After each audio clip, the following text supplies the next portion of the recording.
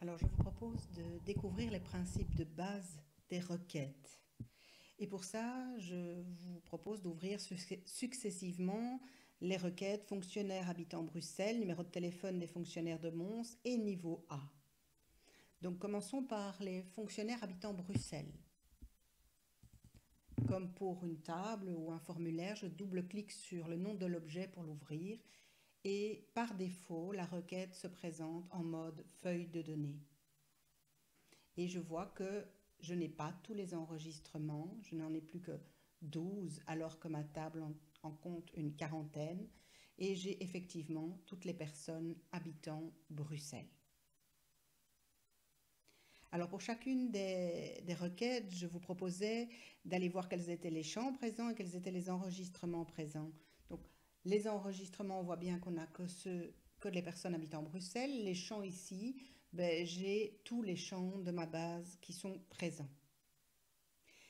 Est-ce qu'on peut ajouter un enregistrement via la requête? Eh bien oui, vous avez la ligne avec l'astérisque qui vous permet d'ajouter un enregistrement, comme vous l'ajouteriez dans la table. Est-ce que vous pouvez modifier les données d'une personne au niveau de la requête? Eh bien, on va voir l'Erge Jean-Luc. On va par exemple le faire déménager et le faire aller à Mons. Alors là, on voit qu'effectivement, pas de souci, je peux modifier les données via la requête et c'est bien dans la table, sur l'endroit où se trouvent les données, que ces données seront modifiées. Alors on voit aussi ici qu'il n'y a aucune corrélation entre la localité et le code postal. Donc Mons peut être 1060, il ne va pas rouscailler. Si on voulait vraiment avoir la concordance, on aurait dû faire une table des localités avec les codes postaux et faire de nouveau un lien avec cette table-ci, ce qui aurait été beaucoup mieux, effectivement. Le but ici étant de vous montrer les bases, je n'ai fait que deux tables différentes. Donc on peut ajouter un enregistrement via une requête, on peut modifier un enregistrement via une requête, en tout cas par défaut.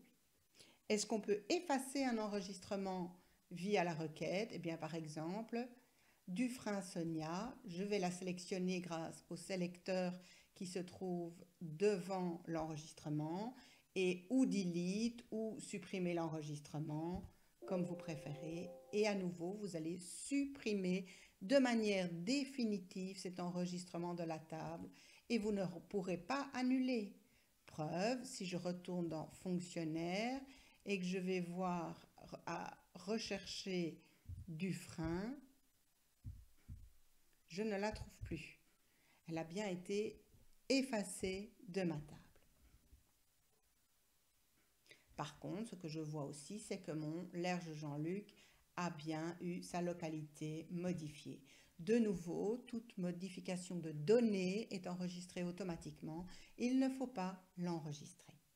Alors bizarre aussi que quand j'ai une requête qui s'appelle les habitants de Bruxelles, il me garde Mons, mais parce qu'en fait, il n'y a pas eu de mise à jour, il n'y a pas eu d'actualisation de cette base, de cette requête. Je peux actualiser et là, je verrai que effectivement, je n'ai plus l'Erge Jean-Luc. Donc, actualiser avec le bouton actualiser ou bien simplement le fait de refermer la requête et de la réouvrir, elle sera d'office actualisée. Parce qu'en fait, ce que vous enregistrez quand vous enregistrez une requête, ce n'est pas la réponse, mais bien la question. Question qui a été posée, si on va regarder en mode création, qui a été posée ici. Donc, vous voyez qu'ici, on a la table sur laquelle on pose les questions. On demande les différents champs qu'on veut voir dans la réponse et on va aller mettre un critère. On reverra tout ça dans la partie requête, comment effectuer toutes ces requêtes. Mais vous voyez que c'est assez simple, ça reste en français, c'est assez simple à faire.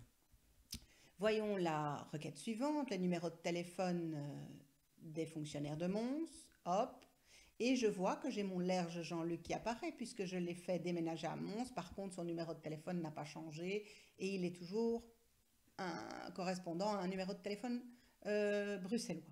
Mais donc, on voit bien que ce monsieur n'était pas tout à l'heure dans cette requête puisqu'il n'habitait pas Mons et maintenant il y est. Marguerite Boll, qui n'existait pas tout à l'heure dans ma base de données, ben, elle apparaît maintenant dans la requête parce que c'est bien la question qui est enregistrée et pas la réponse.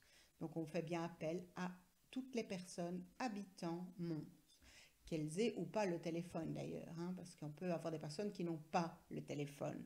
Le critère est ici habiter Mons.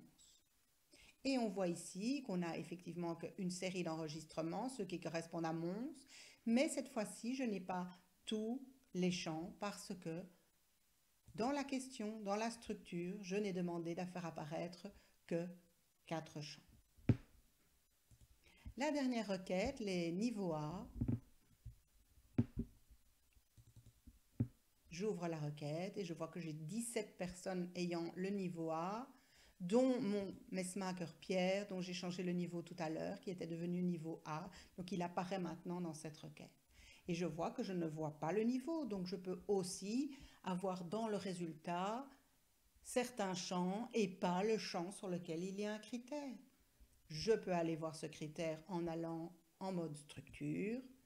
Et là, je vais visualiser ma requête et je vais voir que j'ai bien 3 champs avec un critère sur le niveau. Alors là, je dois me souvenir que le niveau, c'est bien du numérique et mon critère doit donc être numérique.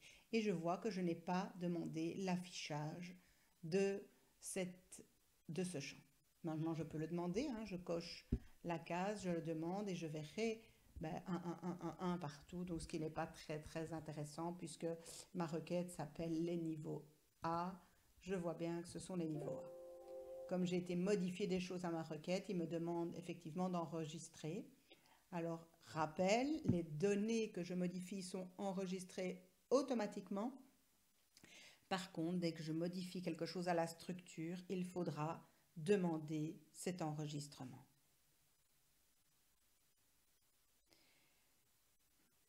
Quand on voit ça, dernière question, quelle est la fonction de la requête?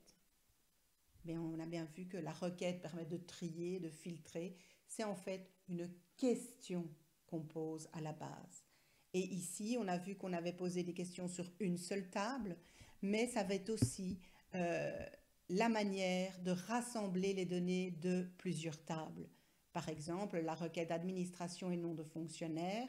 Rappelle, l'administration est donc dans la table administration, tandis que le nom du fonctionnaire est dans la table fonctionnaire. Donc ce sont des données qui proviennent de 2 tables.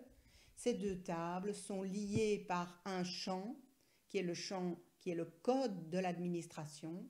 Et donc il peut rassembler les informations très facilement de 2 tables grâce à ce champ lié.